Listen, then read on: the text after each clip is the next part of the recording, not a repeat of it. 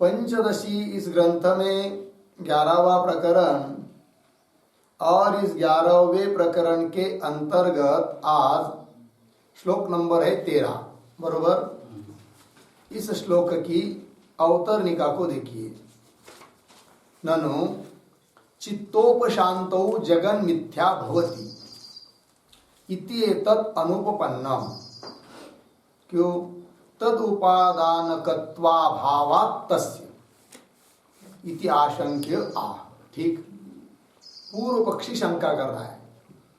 वह कहता है कि ऊपर के श्लोकों में जो आपने कहा कि चित्त शांत होने पर, ब्रह्म स्वरूप में लीन होने पर क्या हो जाता है कि जगत प्रतीत होने पर भी मिथ्या प्रतीत होता है, किंतु यह आपका कहना ठीक नहीं है।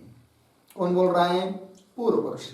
चित्त उपशांत, शांत होने पर, ब्रह्म में लीन होने पर जगन मिथ्या भवति, जगत मिथ्या जैसा प्रतीत होता है, मिथ्या होता है। इति एतत्, ये आपका कहना अनुपपन्नम, उचित नहीं है।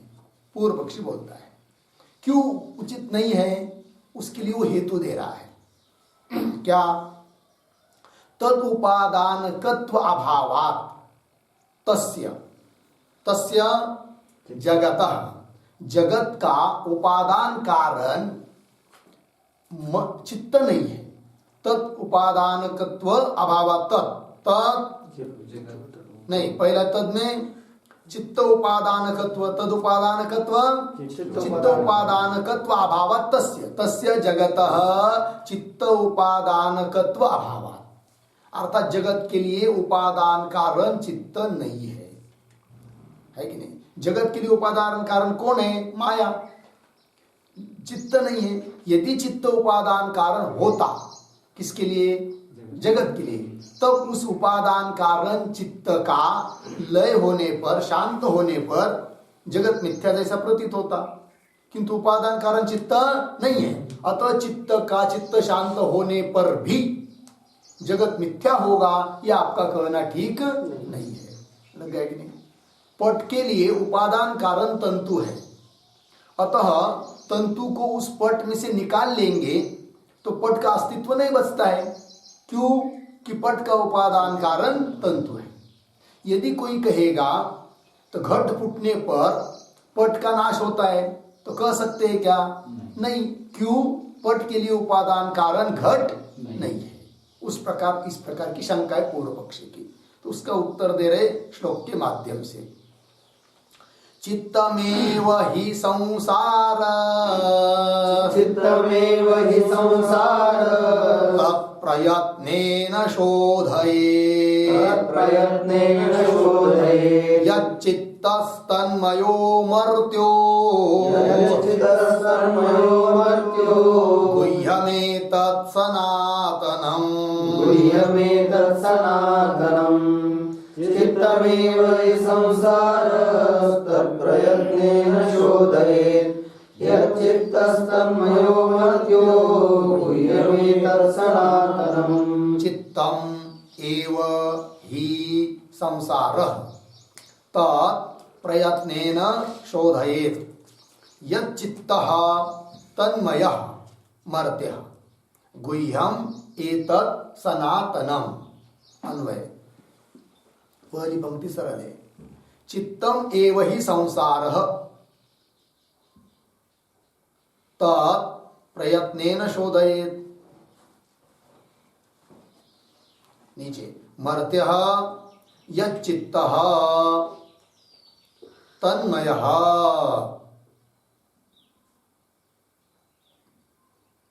मर्त्यः यच्चित्तः तन्मयः, एतत् सनातनम गुह्यम।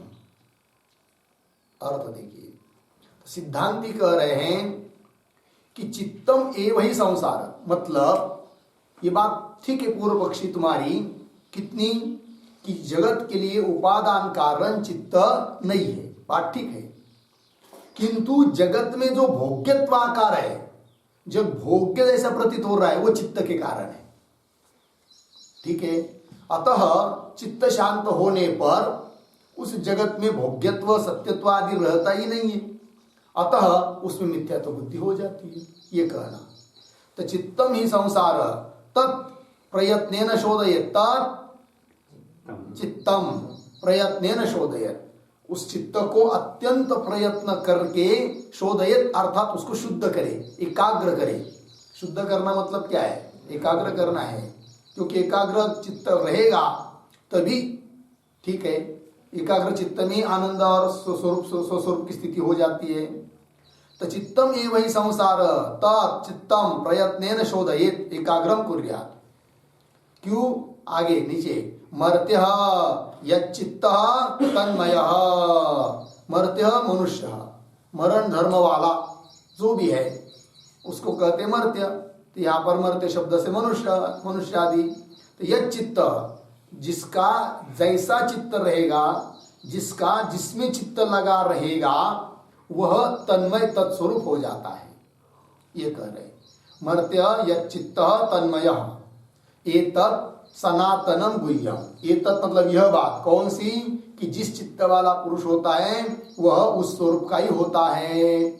जिसमें चित्त लगाएगा वैसा ही उसको क्या प्राप्ति होती है, उसके सुख दुख उसमें अपने में लगने जाते हैं। जैसे उदाहरणार्थ पिता है, पिता का चित्त पुत्र में लग गया, अत्यंत आसक्त हो गया, तो पुत्र के सुख दुख यद्यपि पुत्र में ही है किंतु उसके सुख दुख लगता है किसको? मेरे को ही हो रहे हैं।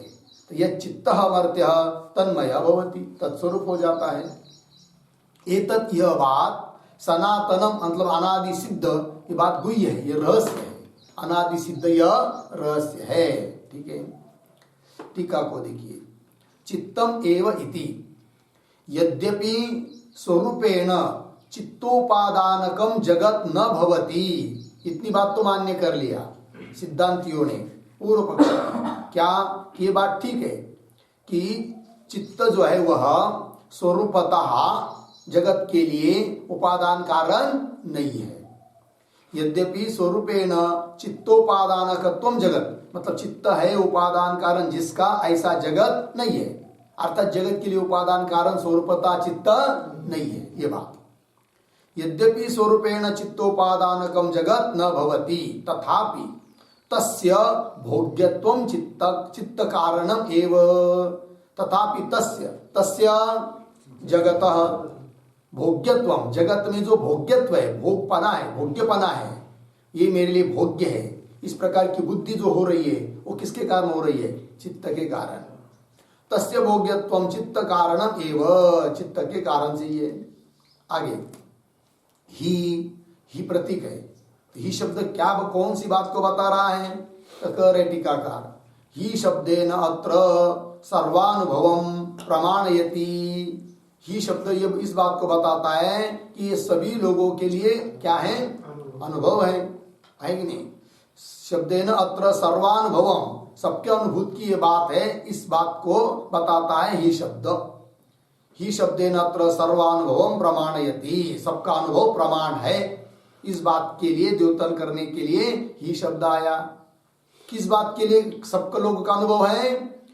कि चित्तम एव संसार, अर्थात चित्त के कारण ही संसार में भोग्यत्व है कि नहीं? यह बात सभी लोगों को अनुभव सिद्ध है। यदि सुषुप्ति काल में अपना चित्त अज्ञान में लीन हो जाता है तब सामने कोई भोग्य पदार्थ रहने पर भी ये मेरे लिए भोग्य है, ऐसी अनुभूति प्रतीति होती है क्या? नहीं होती है। जब जागृत स्वप्न आदि में चित्त है तो भोग्य पदार्थ, जगत के पदार्थ दिखने पर ये ज्ञान होता है कि मेरे लिए भोग्य है, अभोग्य है, अर्थात भोग्यत्वाकार जो जगत में है वह चित्त के कारण है, ये कहना। और ये सब लोगों के लिए अनुभव से सिद्ध है। क्यों? उसी का स्पष्टीकरण कर रहे हैं। सबके लिए सबका अनुभव इसके लिए कैसा प्रमाण है? तो सुषुप्त्यादौ चित्त विलये भोग अदर्शनात् इति भाव। सुषुप्ति अवस्था में चित्त का विलय हो जाता है, लय हो जाता है अज्ञान में, तब भोग होता है क्या? नहीं होता है। भोग का आदर्शन है। चित्त है तो भोग हो रहा है, चित्त नहीं है तो भोग नहीं हो रहा है। अतः इससे पता चला कि भोग्यत्वाकार जो है जगत में वो चित्त के ही कारण है। सुषुप्त्यादौ चित्त विलये भोग अदर्शनात् इति भाव लग गया। आगे यतः जिस कारण से कि चित्तात्मक संसार, इसलिए सिद्ध हुआ कि यह संसार समस्त चित्तात्मक है, मनोमय सृष्टि है कि नहीं?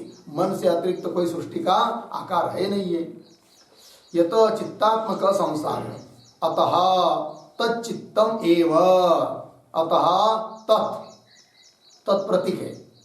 तत् शब्द का अर्थ कर रहे चित्तम एव, मूल में आया है ना, तत्प्रयत्नेन शोधयेत्, वहां का तत् शब्द है, तत्का अर्थ कर दिया चित्तम एव प्रयत्नेन शोधयेत्।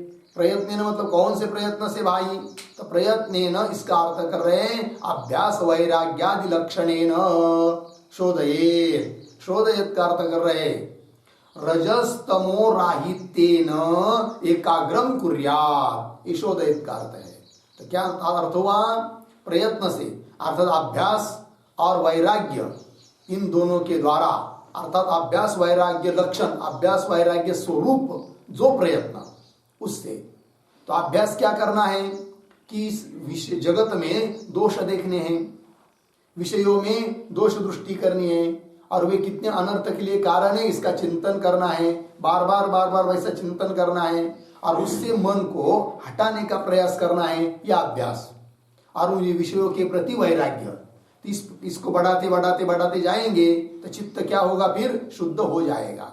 चित्त शुद्ध हो जाएगा मतलब चित्त में जो विद्यमान रजोगुण और तमोगुण है वो न्यून हो जाएंगे, सत्वगुण बढ़ेगा, और सत्वगुण यदि बढ़ेगा, अधिक रहेगा, तो आपसे आप चित्त एकाग्र हो जाएगा। और इस प्रकार चित्त की एकाग्रता हो जाना ही चित्त की शुद्धि है। और उस शुद्धि को अर्थात चित्त की एकाग्रता को करना पड़ता है प्रयत्न से। कौन प्रयत्न? अभ्यास वैराग्य। ठीक है जी, वही दिया।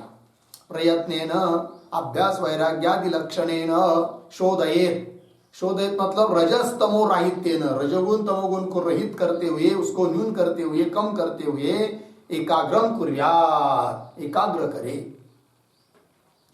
ननु आत्मनः विमुक्तये आत्मा एव शोधनीयः न चित्तम इति आशंक्य आह यच्चित्तम। अब इस श्लोक की जो उत्तरार्ध है उसके उत्तर लिख रहे हैं टीकाकार कि ननु, पूर्व पक्षी बोल रहा है कि हे सिद्धांती, तुमने अभी पूर्वार्ध में चित्त को शुद्ध एकाग्र करने के लिए कहा, किंतु चित्त को एकाग्र करने के लिए, शुद्ध करने के लिए जो कर रहे हो, क्या जरूरत है? क्योंकि मोक्ष किसका करना है? आत्मा का। तो आत्मा का यदि मोक्ष करना है तो शुद्ध भी किसको करना चाहिए? आत्मा को। तो मोक्ष करना है आत्मा का, और शुद्ध करने के लिए कर रहे हो चित्त को। ये क्या बात हो गई? कौन बोल रहा है? पूर्व पक्षी। पंक्ति देखिए, ननु आत्मन विमुक्तये, आत्मा के मुक्ति के लिए आत्मा एव शोधनीय, आत्मा का ही शोधन करना चाहिए, आत्मा को ही शुद्ध करना चाहिए, ऐसा कुछ बताना चाहिए आपको। तो आपने तो बताया क्या? चित्तम शोधयेत्। ये क्यों? आत्मा एव शोधनीय न चित्तम इति आशंक्य, ऐसी शंका किया पूर्व पक्षी ने। उसका उत्तर दिया है उत्तरार्ध से, यच्चित्तः तन्मयः मर्त्य इत्यादि से। उसका स्पष्टीकरण कर रहे टीकाकार। तो मर्त्य प्रतीक है, मर्त्य शब्द का अर्थ लेना है मनुष्य, किंतु ये उपलक्षण है। किसका? कह रहे मर्त्य इति उपलक्षणम देही मात्रस्य। देही मतलब देह धारण किए हुए जितने भी हैं जीव जंतु, सभी को लेना है। किस शब्द से? मर्त्य शब्द से, क्योंकि मरण स्वभाव वाले सभी होते हैं। ठीक है, तो मर्त्य इति उपलक्षणम देही मात्रस्य, देह धारण किए हुए जीवों का उपलक्षण है मर्त्य। तो क्या होता है? यह देही, देही नाम मतलब देह वाला अर्थात जीवादि। यह देही यच्चित्तः, यच्चित्तः प्रतीक है, उसका अर्थ कर रहे यस्मिन् पुत्रादौ विषये चित्तवान भवति, है कि नहीं? जिसमें चित्त को रखता है, अर्थात चित्त में जिस चीज की आसक्ति है। हो सकता है किसी के चित्त में पुत्र की आसक्ति हो, किसी के चित्त में पत्नी की हो, किसी के चित्त में धन की हो, किसी के चित्त में किसी गाय बैल पशु की हो, खेती की हो, प्रतिष्ठा की हो, जिसके चित्त में जिसकी चीज की आसक्ति होती है वो वैसा वैसा ही बनने लगता है, उस चीज को ही पूरा करने के लिए वो प्रयत्न करता है। ठीक है, तो यस्मिन पुत्रादो, जिन पुत्रादिकों में, पुत्रादिक विषयों में चित्तवान भवति, चित्त को लगाता है, सह तन्मय, तन्मय का मतलब तदात्मक एव, जिसमें चित्त लगाओगे तदात्मक ही वो बन जाता है, ये कहना। स तन्मय तदात्मक एव, मतलब तदात्मक होता है, मतलब क्या होता है, तो उसका स्पष्टीकरण कर रहे हैं। तत्साकल्य वैकल्यो हो आत्मनि एव समारोपणात्, इससे हम समझते हैं कि तन्मय हो जाता है। हेतु दिया, कोई भी व्यक्ति जिसमें चित्त लगाता है वो तत्स्वरूप हो जाता है, इसके लिए कैसे जाने इस बात को, तो इसके लिए हेतु दे रहे हैं क्या, कि जिसमें चित्त लगाता है वह व्यक्ति उस स्वरूप हो जाता है। इसके लिए कारण क्या, ये कारण है कि जिसमें चित्त लगाया है उसके साकल्य के अनुसार या वैकल्य के अनुसार, अर्थात उसके साकल्य वैकल्य का आरोप अपने में करता है, और तो निश्चय होता है कि जिसमें चित्त लगाता है वो तत्स्वरूप बन जाता है। मतलब क्या, ध्यान दीजिए, साकल्य वैकल्य, साकल्य वैकल्य का अर्थ होता है संपूर्णता और असंपूर्णता। ठीक है, सकलता मतलब समझ लीजिए कोई व्यक्ति है, उसने अपने पुत्र के प्रति बहुत आसक्ति रखी, पुत्र में मन लगाया, तो पुत्र रूप बन गया। मतलब क्या, इसलिए बन गया वो, ऐसा इसलिए जाना जाता है कि पुत्र की सकलता और विकलता को अपने में आरोप करता है। पुत्र यदि धष्टपुष्ट है, तंदुरुस्त है, बहुत बुद्धिमान है, तो बाप समझने लगता है बस मेरे जैसा और कोई नहीं है, स्वयं को ही धष्टपुष्ट, स्वयं को ही बुद्धिमान। और पुत्र यदि कलेक्टर बन जाता है तो बाप को लगता है मैं यही कलेक्टर बन गया। तो क्यों लग रहा है उसको ऐसा, इसीलिए लग रहा है कि वो तन्मय हो गया है। और तन्मय क्यों हो गया, उसमें चित्त लगाया हुआ है, इसलिए वो तन्मय हो गया है। ठीक है ना जी। और समझ लीजिए, वो इसी पुत्र का समझ लीजिए एक्सीडेंट हुआ और पैर टूट गया, तो बाप भयंकर व्याकुल होता है, इसको पहले एडमिट करना पड़ता है। क्यों लगे, इसको तो कुछ लगा नहीं, वो तो घर बैठा हुआ है, केवल पता चल गया फोन से क्या ऐसा ऐसा हुआ करके, किंतु ये इधर बेशुद्ध होने क्या वो लगता है, क्या वो बोलते हैं उसको, बेहोश होने लगता है। क्यों, इसलिए कि वो तत्स्वरूप हो गया है, पुत्र स्वरूप हो गया है और तन्मय हो गया है। पुत्र स्वरूप क्यों हो गया, वो पुत्र में मन लगाया है, इसलिए पुत्र की विकलता को अपने में समझ रहा है, पुत्र की सकलता को अपने में समझ रहा है। इससे नियम सिद्ध हुआ कि मर्त्य यच्चित्त तन्मय भवति, मर्त्य मनुष्यादिक या कोई भी देहधारी जीव जिसमें चित्त लगाता है तत्स्वरूप बन जाता है कि नहीं, वही कह रहे। पंक्ति देखिए, स तन्मय तदात्मक एव, क्यों, तत्साकल्य वैकल्यो, उसके साकल्य वैकल्य को आत्मनि मतलब अपने में, समारोपण अच्छी तरह से सम्यक रूप से आरोप करता है, अपने में समझता है। एतत् सनातनम, सनातनम का अर्थ कर रहे इदम अनादि सिद्धम, एतत् सनातनम का अर्थ कर दिया इदम अनादि सिद्धम, यह अनादि सिद्ध बात है।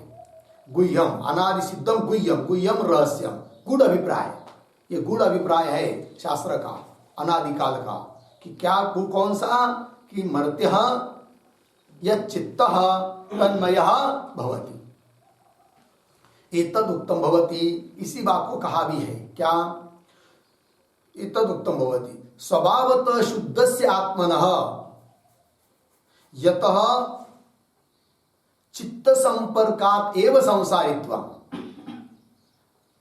कहा है इस बात को, कहां पर, श्रुति में, श्रुति दे रहे, ध्यायति इव लेलायति इव इति श्रुतेः, अतः चित्तस्य शोधनेन आत्मनः संसार निवृत्ति इति। ठीक है, पंक्ति देखिए, स्वभावतः शुद्धस्य आत्मन, यद्यपि आत्मा कैसा है, स्वभावतः शुद्ध है कि नहीं, शुद्ध आत्मनः, किंतु चित्त संपर्कात्, चित्त के साथ संपर्क हुआ आत्मा का, यत चित्त संपर्कात् एव संसारित्वम्, स्वभावतः शुद्धस्य आत्मनः संसारित्वम्, क्यों, चित्त संपर्कात् एव, यतः चित्त संपर्कात् एव, शुद्धस्य स्वभावतः शुद्धस्य आत्मन संसारित्वम, यद्यपि स्वभावतः देखा जाए तो आत्मा कैसा है, शुद्ध है, तो भी उसमें संसारित्व आ जाता है। क्यों? चित्त के साथ संपर्क होने के कारण, है कि नहीं? तो चित्त का धर्म अपने में लाद लिया उसने, ठीक। अतः आत्मा में संसारित्व की प्रतीति किसके कारण है? चित्त के कारण है कि नहीं? तब मोक्ष की प्रतीति भी आत्मा में किसके कारण होगी? चित्त के कारण होगी। अतः शुद्ध आत्मा को करने की जरूरत है कि चित्त को करने की जरूरत है? चित्त को करने की जरूरत है। पूर्व पक्षी ने शंका क्या की थी कि आत्मा का मोक्ष करना है तो आत्मा को शुद्ध करना चाहिए, चित्त को क्यों? उत्तर दिया, आत्मा में संसारित्व या मोक्षत्व चित्त के निमित्त से है, इसलिए चित्त को ही शुद्ध करना पड़ेगा। चित्त शुद्ध हो जाएगा, चित्त एकाग्र हो जाएगा, ब्रह्म में स्थित हो जाएगा, तो आत्मा को हमेशा मुक्त ही है कि नहीं? भ्रम के कारण चित्त के धर्म अपने में समझ रहा था, ठीक। पंक्ति देखिए, स्वभावतः शुद्ध से आत्मन यतः चित्त संपर्कात् एव संसारित्वम्, श्रुति प्रमाण ध्यायति इव, यद्यपि आत्मा न ध्यान करता है न कुछ क्रिया करता है, ध्यान कौन कर रहा है? चित्त, लेकिन लग रहा किसको? लग रहा है कि आत्मा ही ध्यान कर रहा है, क्रिया कौन कर रहा है? चित्त, लग रहा किसको है? आत्मा में। क्यों? उस चित्त के साथ तादात्म्य होने के कारण, ठीक है। ध्यायति इव, लेलायति इव, लेलायति मतलब लीला करता हुआ की तरह प्रतीत होता है, ध्यान करता हुआ की तरह प्रतीत होता है आत्मा, इति श्रुते। अतः इसलिए चित्तस्य शोधनेन आत्मन संसार निवृत्ति, इसलिए चित्त का शुद्ध करने से ही आत्मा के संसार की क्या होगी? निवृत्ति होगी, इति। हो गया जी। चलिए भाई आगे चलिए, आगे के श्लोक की अवतरणिका को देखिए।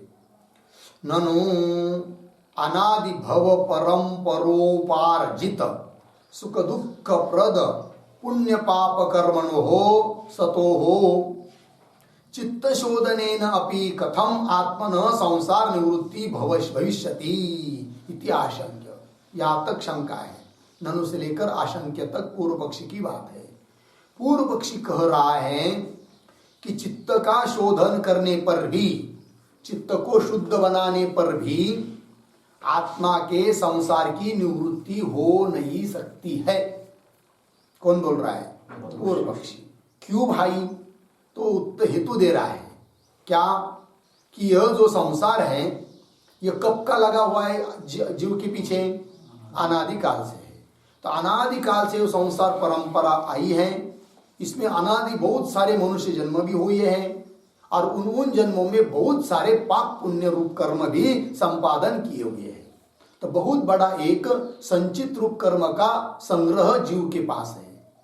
तो इतना बड़ा पाप पुण्यात्मक संग्रह जीव के पास होने पर चित्त को शुद्ध किया तो भी मुक्ति नहीं होगी, क्योंकि इतना बड़ा उसके पास क्या है? एक इकट्ठा किया हुआ धर्माधर्म रूप संग्रह है। वो जब तक है तब तक मुक्ति होगी ही नहीं, भले आप चित्त को शुद्ध करते बैठिए। कौन बोल रहा है? पूर्व पक्षी। पुनः देखिए पंक्ति, ननु अनादि भव परंपरा, भव कहते जन्म को, अनादि जन्मों की जो परंपरा चल चुकी है जीव के पीछे, क्योंकि अब तक हम लोगों ने कई जन्म लिया है, उसका कोई हिसाब भी नहीं बता सकता है, ठीक है।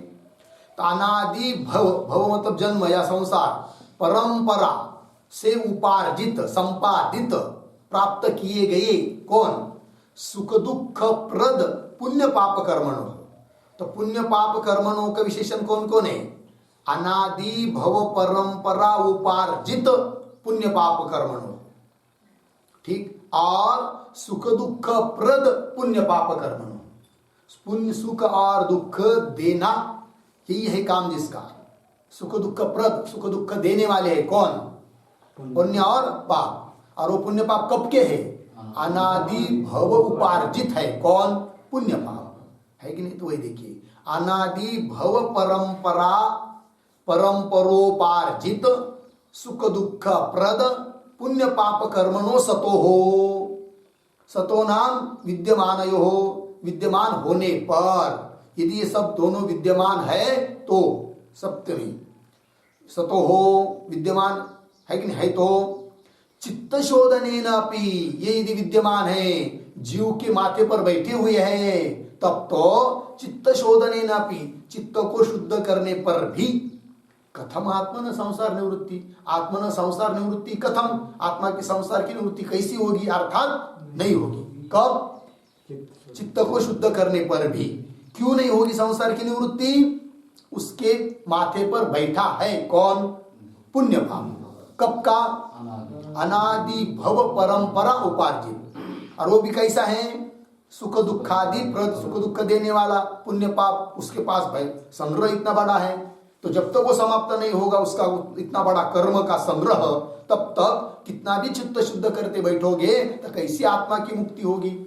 नहीं होगी। ये बोल रहा है कौन? पूर्व पक्षी। चित्त शोधनेनापि कथम आत्मना संसार निवृत्ति भविष्यति इति आशंक्य। ये शंका की अब उत्तर दे रहे हैं।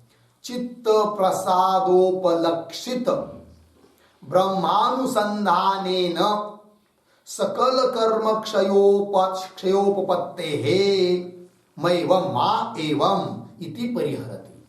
लगे अर्थ जी? तो सिद्धांती उत्तर दे रहे हैं। क्या उत्तर दे रहे हैं? तो बोल रहे भाई, चित्त का शोधन हो जाएगा तो केवल चित्त का शोधन या चित्त का प्रसाद, चित्त का शोधन मतलब चित्त का प्रसाद, चित्त की प्रसन्नता, तो चित्त की प्रसन्नता से उपलक्षित है ब्रह्म ज्ञान। चित्त एकाग्र होगा, चित्त प्रसन्न होगा, तो उस प्रसन्न चित्त में, एकाग्र चित्त में ज्ञान प्राप्त होगा, ब्रह्म ज्ञान। और ब्रह्म ज्ञान होने पर होगा क्या? कितना भी बड़ा यदि धर्म अधर्म का संग्रह रूप संचित कर्म होगा, वो सब दग्ध हो जाता है, क्रियमान का लेप नहीं होता है, और प्रारब्ध हो तो भोग से समाप्त हो जाएगा, इसलिए मुक्ति हो जाएगी। इसलिए पूर्व पक्षी मत कहा कहकर क्या, कितना बड़ा यदि उसके पास संचित है तो कैसा मुक्त होगा, ये कहना उचित नहीं है। पंक्ति देखिए, चित्त प्रसाद उपलक्षित, चित्त प्रसाद, चित्त की प्रसन्नता, चित्त की एकाग्रता, इसको करना है उपलक्षण। और उससे उपलक्षित अर्थ लेना है कौन? ब्रह्मानुसंधान। क्योंकि प्रसन्न चित्त में ब्रह्म का क्या होता है? अनुसंधान होता है। जिस चित्त में बहुत सारे विकार बैठे हुए हैं, काम क्रोध लोभ है कि नहीं, प्रतिष्ठा, इसके हाव, अपेक्षा, इच्छा, संपत्ति की इच्छा, तब उस चित्त में ब्रह्मानुसंधान हो ही नहीं सकता है। ब्रह्मानुसंधान होने के लिए इन सभी अनात्म पदार्थों को त्यागना पड़ता है, उसके बारे में मिथ्यात्व निश्चय करना पड़ता है। तो वही कह रहे, चित्त प्रसाद से उपलक्षित ब्रह्मानुसंधानेन, ब्रह्म का अनुसंधान करने से सकल कर्म क्षय उपपत्ते है, सभी कर्मों का क्षय हो जाता है, इसकी उपपत्ति है। क्योंकि ब्रह्म ज्ञान से संचित चलता ही है। इसीलिए मैवम, हे पूर्व पक्षी, तो इस प्रकार की शंका मत कर, ऐसा कहकर परिहार कर रहे, उत्तर दे रहे हैं। चित्तस्य हि प्रसादेन, चित्तस्य हि प्रसादेन हन्ति कर्म शुभाशुभम्, हन्ति कर्म शुभाशुभम्, प्रसन्नात्मात्मनि स्थित्वा, प्रसन्नात्मात्मनि स्थित्वा सुखमक्षयमश्नुते, सुखमक्षयमश्नुते। चित्तस्य हि प्रसादेन हन्ति कर्म शुभाशुभम्, प्रसन्नात्मात्मनि स्थित्वा सुखमक्षयमश्नुते। चित्तस्य हि प्रसादेन हन्ति कर्म शुभाशुभम्, प्रसन्नात्मा आत्मनि स्थित्वा सुखम अक्षयम अश्नुते। अन्वय, चित्तस्य हि प्रसादेन शुभाशुभम कर्म हन्ति, प्रसन्नात्मा आत्मनि स्थित्वा अक्षयम सुखम अश्नुते। ठीक है, अर्थ को देखिए। चित्त से प्रसादेन, चित्त यदि प्रसन्न हो जाता है तो, प्रसन्न होना मतलब एकाग्र होना। ठीक है जी, एकाग्र होना मतलब चित्त में किसी भी अनात्म वस्तु के बारे में आसक्ति न रहना, है कि नहीं।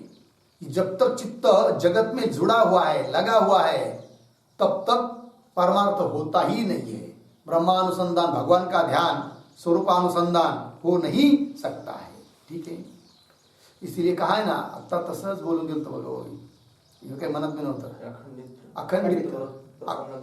अखंडित प्रसन्नता आथी जेत चित्ता तेत रिगणे नाही समजता संसार दुःखा। ज्ञानेश्वरी पढ़ेगी नहीं कभी?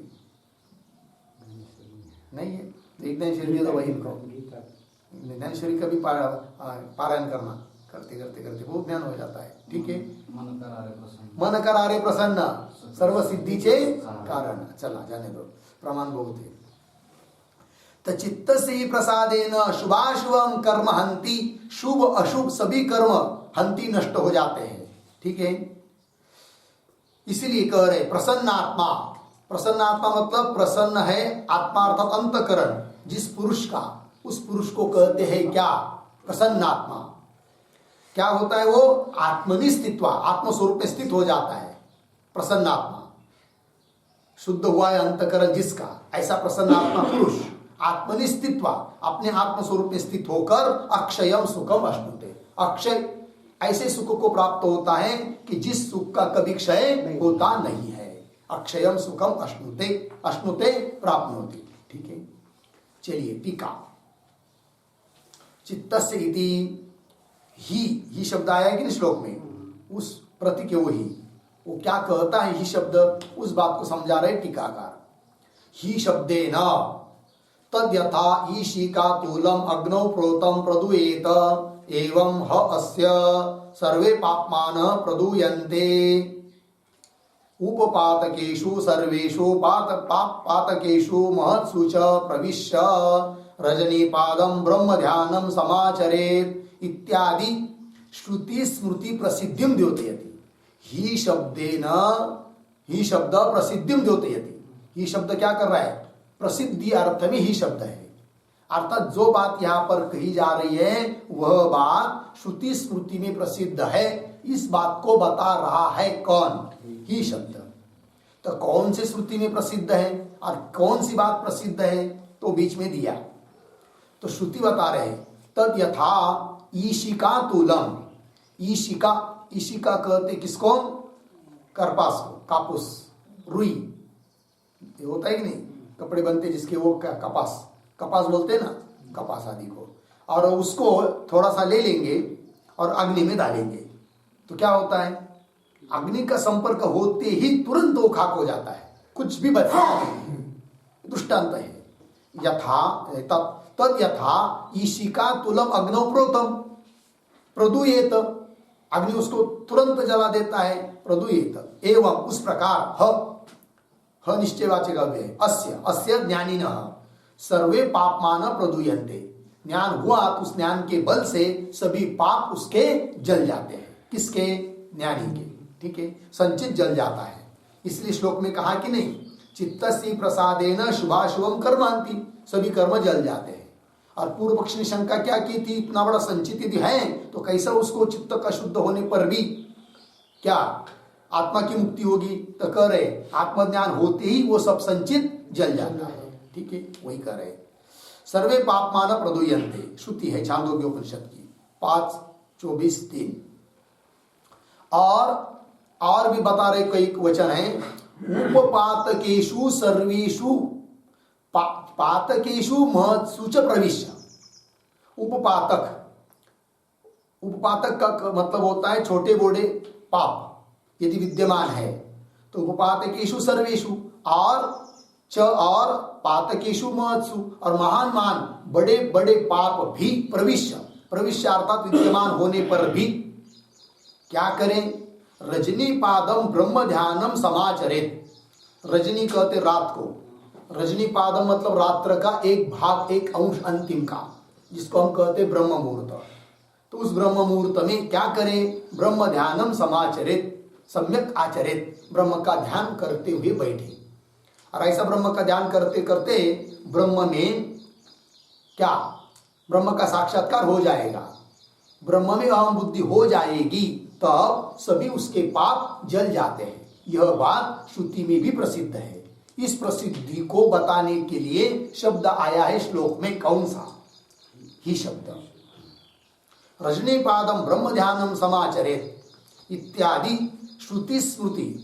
पहला वचन श्रुति का है, छांदोग्य उपनिषद का, और उपपादकेषु सर्वेषु ये कई की स्मृति है। इत्यादि श्रुति स्मृति प्रसिद्धिम द्योतयति। ठीक है, आगे चलिए।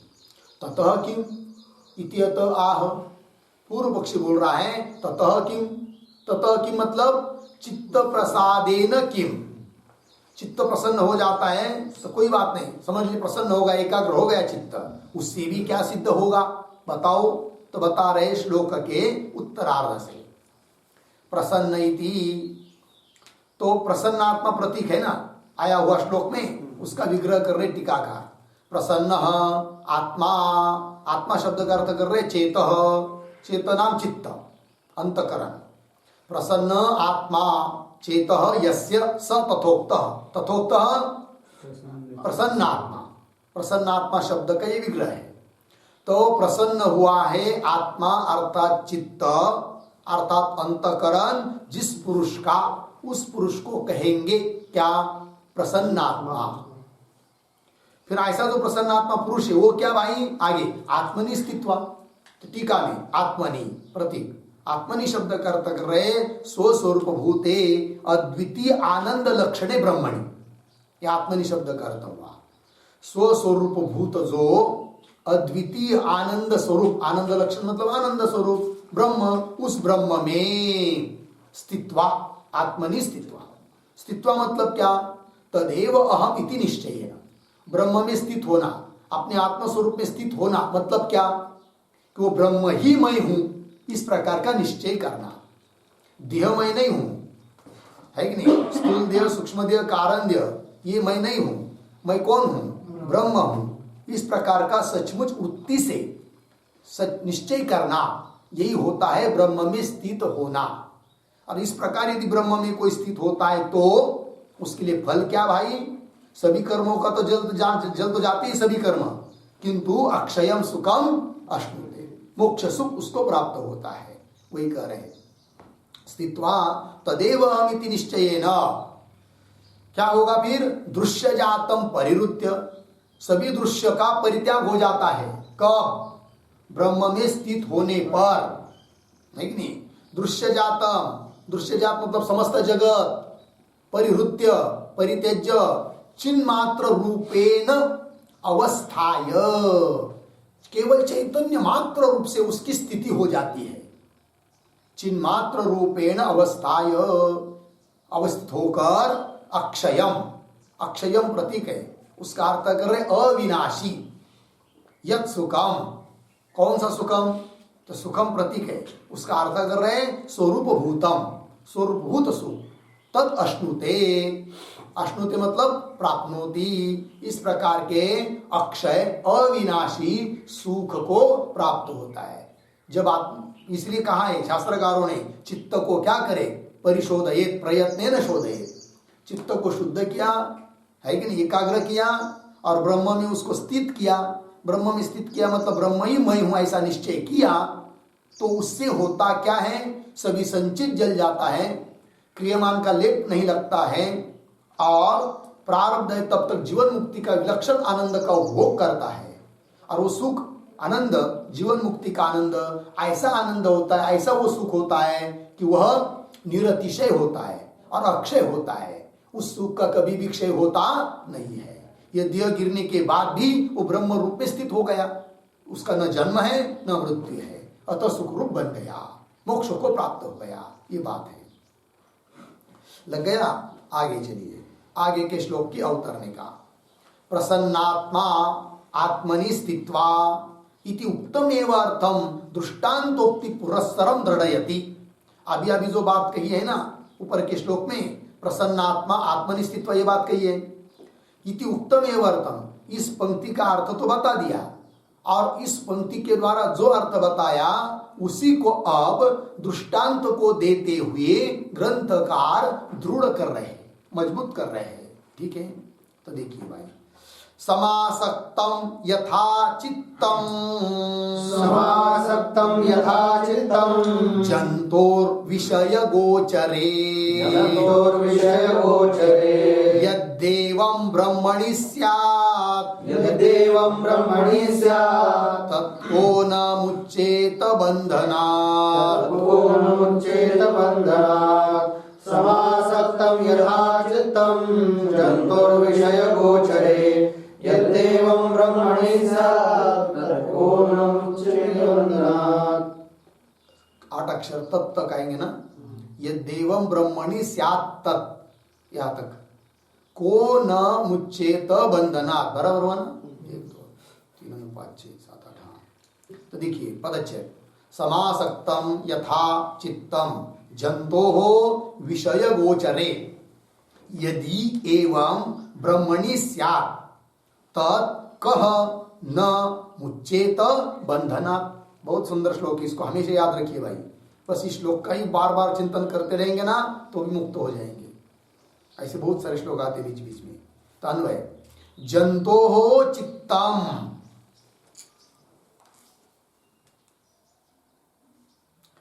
मिला। जंतोः चित्तम विषय गोचरे जंतोः चित्तम विषय गोचरे यथा समासक्तम मिला नीचे तत् ब्रह्मणि यदि एवं स्यात्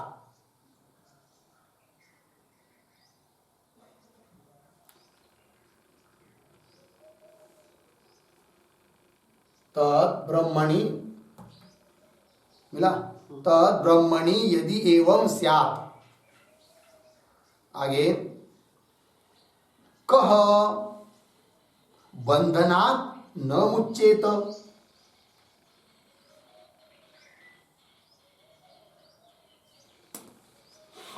मिल गया अर्थ। देखिए जंतो जंतो शब्द करते जीवस्य जीव का चित्त क्या विषय गोचरे यथा समासक्तम। विषय गोचरे मतलब विषयों में जैसा आसक्त होता है सभी जीवों का प्रायः चित्त किसमें आसक्त रहता है विषयों में। किसी का किसी विषय में तो किसी का किसी विषय में आसक्त रहता है क्या चित्त। वही कह रहे अन्वय के अनुसार अर्थ जंतो हो चित्तम विषय गोचरे यथा समासक्तम। मिला पंक्ति कि जंतो हो अर्थात जीवस्य जिस प्रकार जीव का चित्त मन अंतःकरण विषय गोचर अर्थात विषयों में यथा जिस प्रकार समासक्तम सम्यक आसक्तम आसक्त रहता है कि नहीं। हर एक जीव का चित्त किसी न किसी विषय में आसक्त रहता है। किसी का रूप विषय में आसक्त हो सकता है, किसी का रस में, किसी का रूप में आदि अलग अलग करके, ठीक है। किसी का प्रतिष्ठा में, किसी का संपत्ति में आसक्त होता है। उस प्रकार का चित्त यदि उस जीव का ब्रह्म में आसक्त हो जाए, उस सभी आसक्ति को जगत की आसक्ति को छोड़कर विषयों की आसक्ति को छोड़कर उतना ही आसक्त यदि अपने स्वरूप में हो जाए तो कौन नहीं बंधन से मुक्त होगा। अर्थात जरूर वो बंधन से मुक्त होगा। वही कह रहे हैं नीचे क्या तो तत् है कि नहीं। तत् क्या लेंगे तत् चित्तम क्या ब्रह्मणि यदि एवं स्यात्। जैसा विषयों में आसक्त है उस प्रकार ब्रह्म में ही यदि आसक्त हो जाता है लग जाता है ब्रह्म ही मैं हूं इस निश्चय में लग जाता है, ऐसा निश्चय पक्का कर लेता है तब कह कौन बंधनात् न मुच्येत। कौन बंधन से मुक्त नहीं होगा। अर्थात बंधन से मुक्त होगा ही, इसमें कोई संदेह नहीं है। इसलिए हम लोगों को हमेशा अभ्यास यही करना है क्या अपने चित्त को संसार से हटाना है और ब्रह्म में लगाना है, ठीक है। मानता नहीं चित्त, बहुत उसमें ताकत होती है उस मन में, है कि नहीं। हम लोग चाहते हैं उसको खींचना पीछे पीछे ब्रह्म की तरफ लगाने के लिए, और वो खींचता है किधर? संसार की तरफ, है कि नहीं? बहुत बहुत बलवान होता है चित्त, है कि नहीं? और लगाएंगे 2-4 दिन अभ्यास करेंगे तो अचानक ऐसा कुछ आएगा कि वो पुनः बहुत दौड़ेगा उधर। किंतु उसका बार बार बार बार बार अभ्यास करते करते करते करते जब पक्का दृढ़ हो जाएगा, सब और अपना आत्मस्वरूप ही दिखेगा, तब ये सब जगत ऐसा लगेगा कि हवा में उड़ रहा है, कुछ नहीं है, पाला पत्ता की तरह है, मिथ्या है, कल्पित है। फिर उस जगत के प्रति आसक्ति भी नहीं रहेगी और उससे सुख दुख भी प्राप्त नहीं होगे। सुख ही हो गया, अब और कौन से सुख दुख प्राप्त होना है उसको? ठीक है, चलिए तो टीका को देखिए भाई। समासक्तम इति प्राणिनः चित्तम, जंतोपद आया था कि नहीं? जंतो का मतलब प्राणिनः, चित्तम विषय एव गोचरः, विषय गोचर, मूल में आया ना विषय गोचरे, उसका विग्रह कर रहे हैं। विषय एव गोचर, विषय ही है गोचर, है कि नहीं? मतलब विषय के तरफ पे उसका मन रहता है। विषय एव गोचर, विषय गोचर मतलब क्या? तो विषय गोचर शब्द का और अर्थ कर रहे हैं इंद्रिय प्रचार भूमि। इंद्रियों को दौड़ने की, चलने की, प्रवृत्त होने की भूमि कौन है? विषय। इंद्रिय कहाँ जाते हैं? विषयों में। तो इंद्रियों को चलने के लिए भूमि कौन सी है? विषय। तो इंद्रिय प्रचार, प्रचार मतलब प्रवृत्ति, प्रचार भूमि ही तस्मिन, तस्मिन विषय गोचर अर्थात विषये, अर्थात विषयों में यथा स्वभावतः सम्यक आसक्तम भवति, स्वभावतः अच्छी तरह से आसक्त होता है कौन? चित्त। किसका?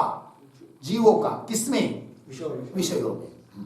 तो जिस प्रकार जीवों का चित्त स्वभावतः विषयों में अत्यंत आसक्त होता है, बराबर?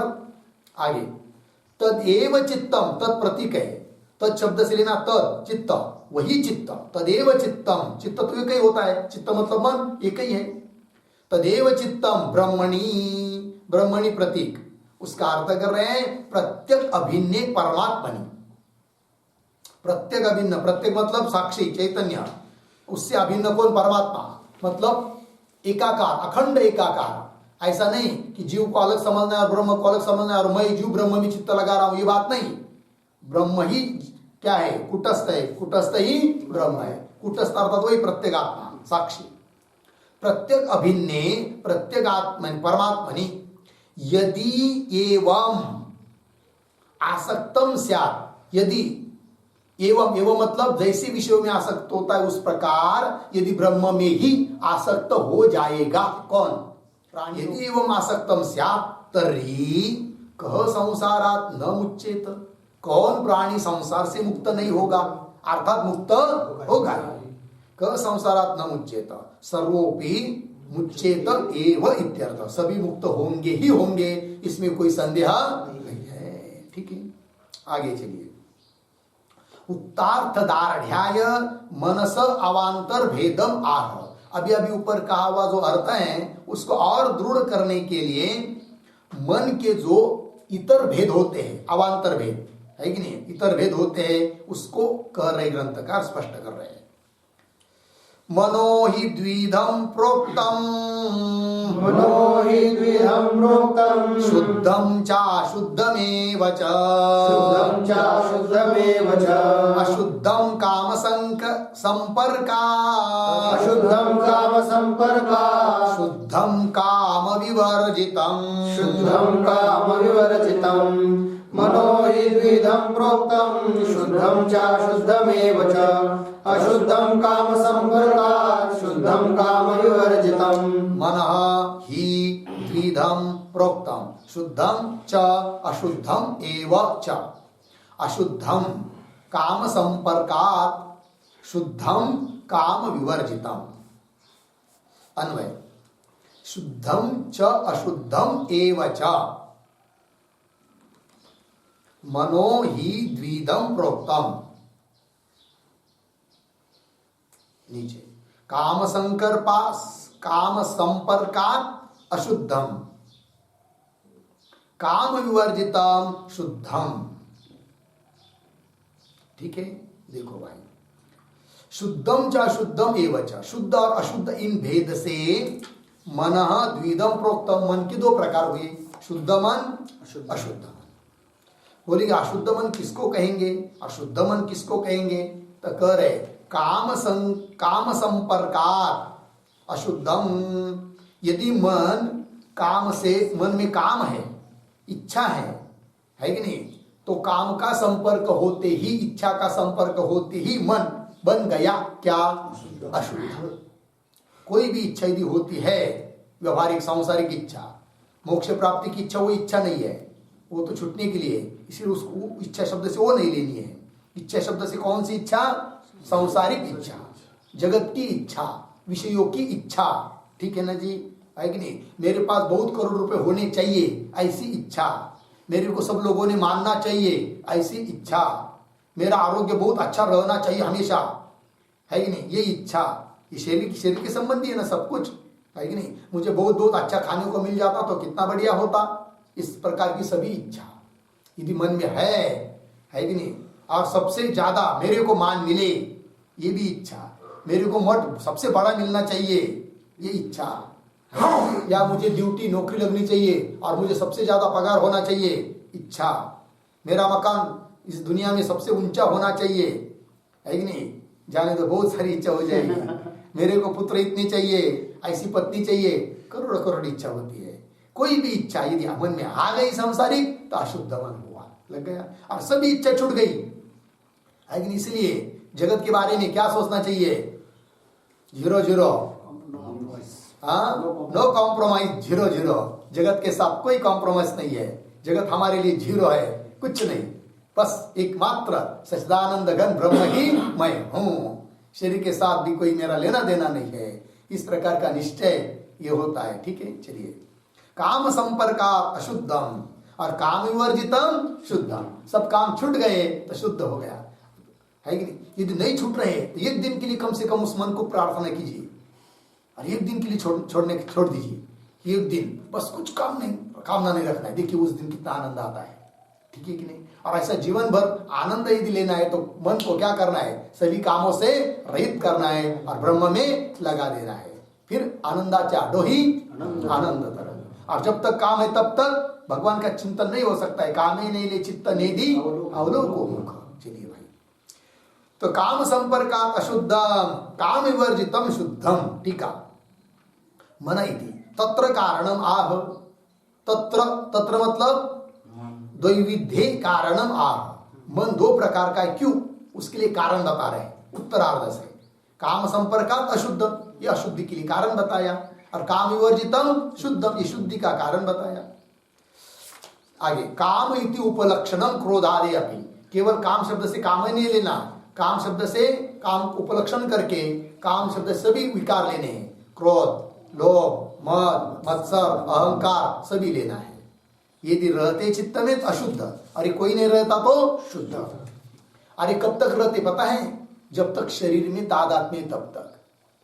शरीर का तादात्म्य छूट गया ना, कोई काम अधिक नहीं आते हैं, क्रोधाधिक भी कम होते जाते हैं, ठीक है जी। चलिए, काम इति उपलक्षणम क्रोधादे अपि। आगे चलिए, द्विधस्य तस्य एव क्रमेण संसार मोक्षयो हेतुताम दर्शयति। अब मन के 2 प्रकार बताए, और वो 2 ही प्रकार का मन, द्विधस्य तस्य एव मनस एव चित्तस्य एव क्रमेण क्रमशः संसार मोक्षयो हेतुताम दर्शयति। वो 2 प्रकार का मन है, उसमें एक मन अशुद्ध मन संसार के लिए कारण है, और शुद्ध मन मोक्ष के लिए कारण है। इस बात को बता रहे ग्रंथकार। मन एव मनुष्याणां कारणं बंध मोक्षयोः बंधाय विषयासक्तं मुक्त्यै निर्विषयं स्मृतम्। मन एव मनुष्याणां कारणं बन्धमोक्षयोः बन्धाय विषयासक्तं मुक्त्यै निर्विषयं स्मृतम्। मनः एव मनुष्याणां कारणं बन्धमोक्षयोः बन्धाय विषयासक्तं मुक्त्यै निर्विषयं स्मृतम्। ठीक है, अन्वय, मनुष्याणां बन्धमोक्षयोः कारणं, मनः एव, नीचे विषयासक्तं बंधाय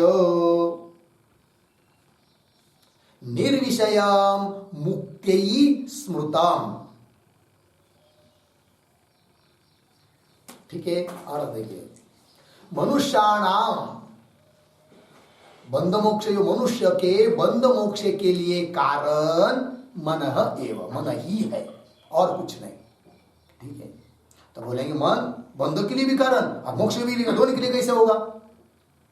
ये कई मन है ना, एक तो बंधन के लिए कारण होना चाहिए, नहीं तो मोक्ष के लिए। ये कैसा कह रहे हो कि बंधन के लिए भी कारण है और मोक्ष के लिए भी कारण है? तो उत्तर क्या, इसलिए तो मन के दो प्रकार बताए ऊपर, शुद्ध और अशुद्ध। तो विषयासक्त अर्थात अशुद्ध मन बंधाय, बंधन के लिए कारण है, और निर्विषय मतलब विषय रहित अर्थात शुद्ध मन मुक्ति स्मृतम, कहा है मुक्ति मोक्ष के लिए, स्मृतम कथितम, मोक्ष के लिए कारण है। ठीक है, आगे चलिए।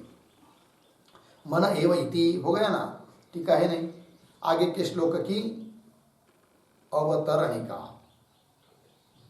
प्रसन्न आत्मा आत्मनि स्थित्वा सुखम अक्षयम अश्नुते, इस श्लोक का एक भाग है।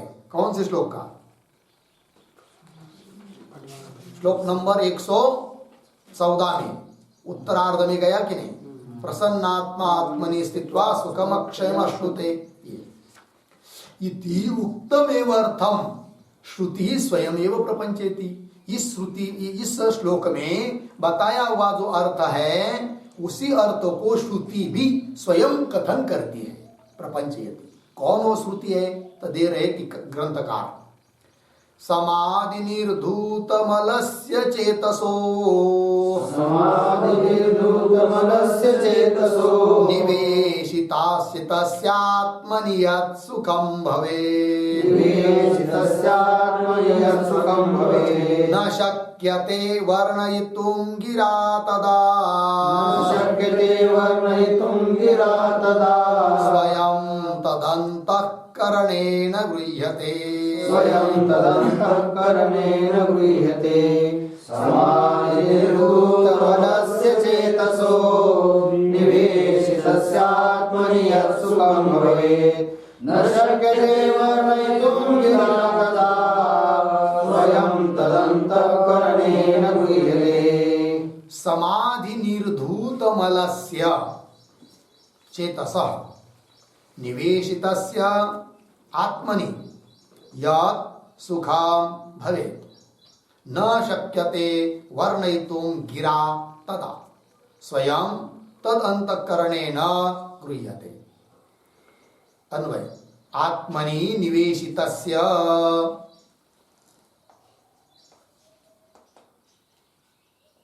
ऊपर समाधि निर्धूत मलस्य चेतसः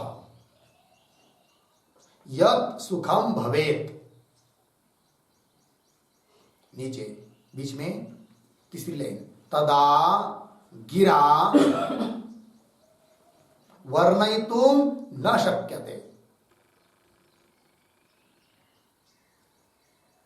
स्वयं तत् अंतःकरणेन गृह्यते। ठीक है, अर्थ देखिए भाई, आत्मनि निवेशितस्य, ये विशेषण है, और एक विशेषण समाधि निर्धूत मलस्य, ये भी किसका? चेतस, चेतस, इसके दो विशेषण, आत्मनि, आत्मनि निवेशितस्य चेतस, आत्मनि निवेशितस्य, निवेशितस्य प्रवेशितस्य, आत्मा में स्थितस्य, प्रवेशितस्य, निवेशितस्य मतलब आत्मा में स्थिर किया हुआ जो चित्त, उस चित्त का। और कैसा? समाधि निर्धूत मलस्य, समाधि इत्यादि के द्वारा निर्धूत अर्थात निर्मल किया गया जो चित्त है कि नहीं? हाँ, समाधि निर्धूत मलस्य, समाधि के द्वारा निवृत्त किया है मल जिस चित्त का। समाधि का अभ्यास करते करते मल क्या हुआ? निवृत्त हुआ, अर्थात एकाग्र हुआ मन, ऐसा मन। ठीक है, तो दो विशेषण हुए मन के अर्थात चित्त के, चेतस शब्द आया ना, चेतस अर्थात मनस, उसके दो विशेषण, आत्मा में स्थित हुआ मन और समाधि आदि के द्वारा जिस चित्त का मल नष्ट हुआ है, ऐसा मन, चेत, चित्त, अंतःकरण, चेतसः यत् सुखम भवेत्, ऐसे चित्त में जो सुख होता है, उस सुख का वर्णन वाणी के द्वारा किया नहीं जा सकता।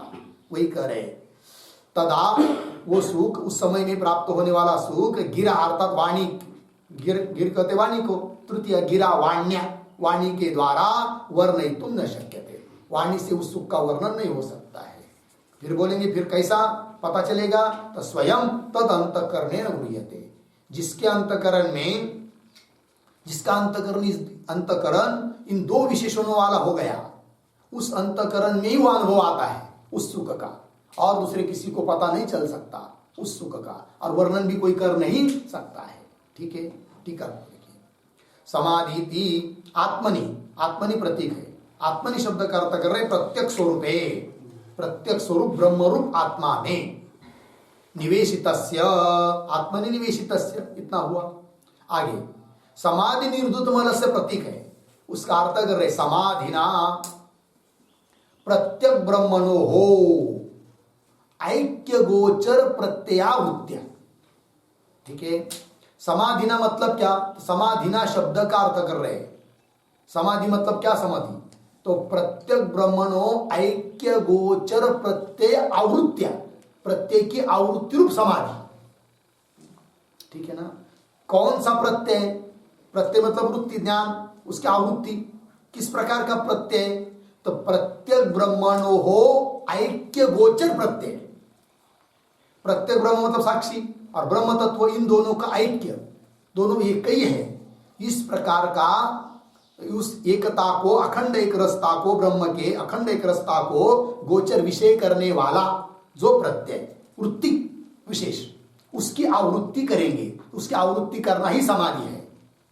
बार बार बार बार देह मैं नहीं हूं, अहम ब्रह्मास्मि, अपने चित्त को देहादिकों से हटाकर उस ब्रह्म में लगाना कि मैं देह नहीं हूं, मैं कौन हूं? बस वो ब्रह्म जो है ना, वो मैं हूं, है कि नहीं? और वो मैं तो देखो इन शरीर में सब में विद्यमान है, और जैसा इन सभी चर अचर में विद्यमान है, वैसा इस शरीर में भी मैं विद्यमान हूं, और मन और बुद्धि के साथ मेरा कोई संबंध नहीं है, वो तो मेरे दृश्य है, उनका भी मैं दृष्टा हूं।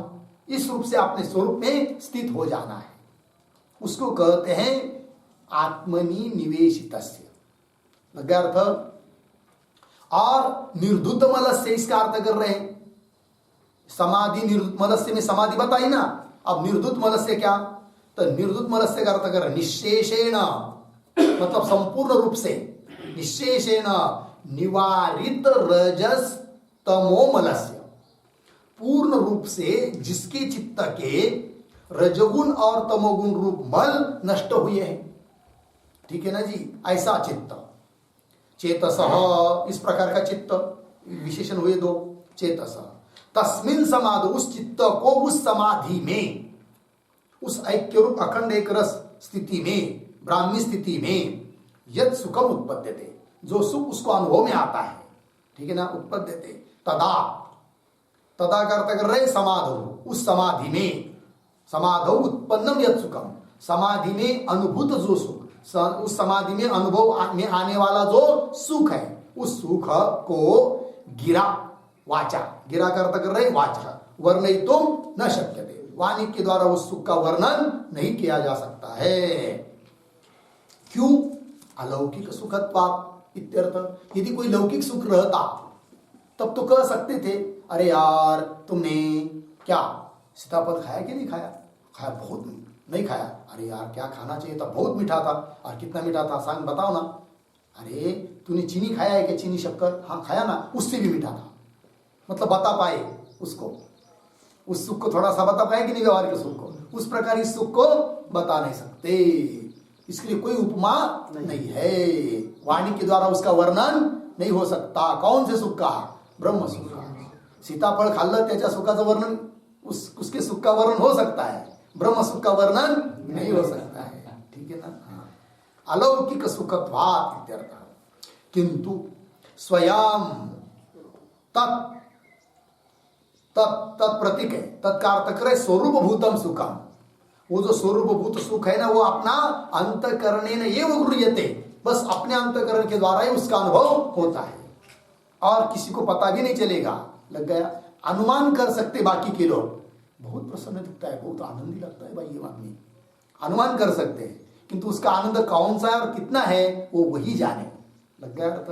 चलो भाई, तो फिर देखो कितना बढ़िया बता रहे सब वेदांत की एक एक बातें, किंतु इसको बहुत पक्का कीजिए, बार बार चिंतन करना है। और हम लोगों को कौन से सुख में जीवन बिताना है कि हम लोगों ने निश्चय करना चाहिए। संसार के जो सुख है कि जिसमें सुख नहीं है, सुखाभास है, ये सुख कितना है संसार में? 0.0000001, उतना भी सुख नहीं है। और दुख कितना है? 99.999999। गणित की भाषा है। इतना दुख है किसने? जगत में, संसार में, विषयों में, लेकिन नहीं।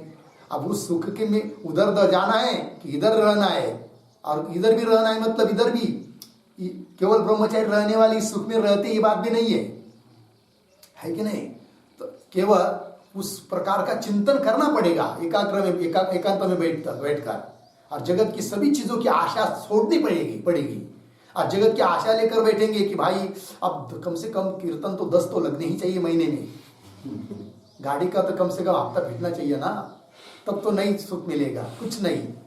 उसके अपेक्षा फिर संसार क्या होता तो अच्छा रहता।